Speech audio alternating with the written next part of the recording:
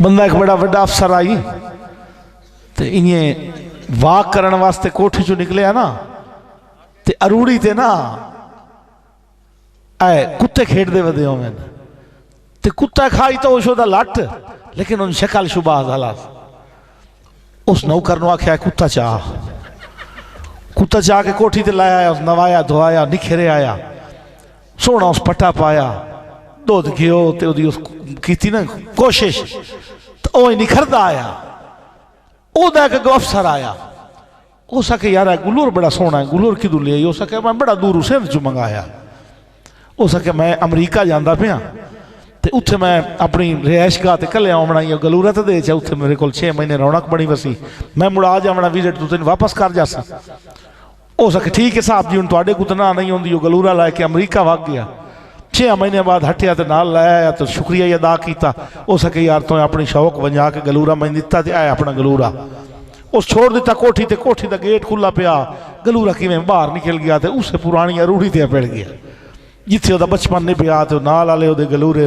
सारे जेडे भी उंज तरह वड्डे कुत्ते बने वधे होवन उन्होंने सिंजान लिया,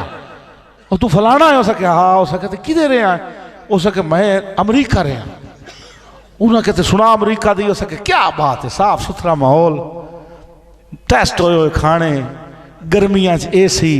सर्दियां हीटर, गड्डियां ते फिरना, तो उन्हें कहते एडा सोहना माहौल छोड़ के तो मुड़ पाकिस्तान खैरी आया। उस ठड्डा सा ही भरिया, हो सके 6 महीने उत्थे रहा, सिख मोया जेड़ी हो सके खोल के भौंकण की आज़ादी अपने पाकिस्तान है जेना एक ही भी नहीं। एक ताड़ी होनी चाहिए जी, बिस्मिल्ला। खूबसूरत शायर नूं स्टेज ते दावत देंदा पिया मैं अपनी लिस्ट नूं, और बल्कि जिवें डर डर के सुनाइंदा पिया ना मकसीन, और मैनूं एक होर लतीफा याद आया दौड़ी दी सारे वो सुना देना। थे दा वडेरा कोई सरदार आई ना शराब पींदा बैठा ते कोलू एक मकसीन टप्पिया, ओ मस्कीन नूं मकसीन सा देंदा ना किसे किसे ले, हो सके ना आके डरदा जी मेरा सरदार, हो सके तो बाओ मेरे नाल पैक ला, हो सके मैं तो जी कुरान चाहे हुआ मैं तो नहीं पी सकता, वो नाल 3 बोर पिया उस बोल्ट मारिया, हो सके पी, हो सके नहीं हो जी सरकार मेरा सरदार कमी बंदे की केड़ी सौ होंदी है।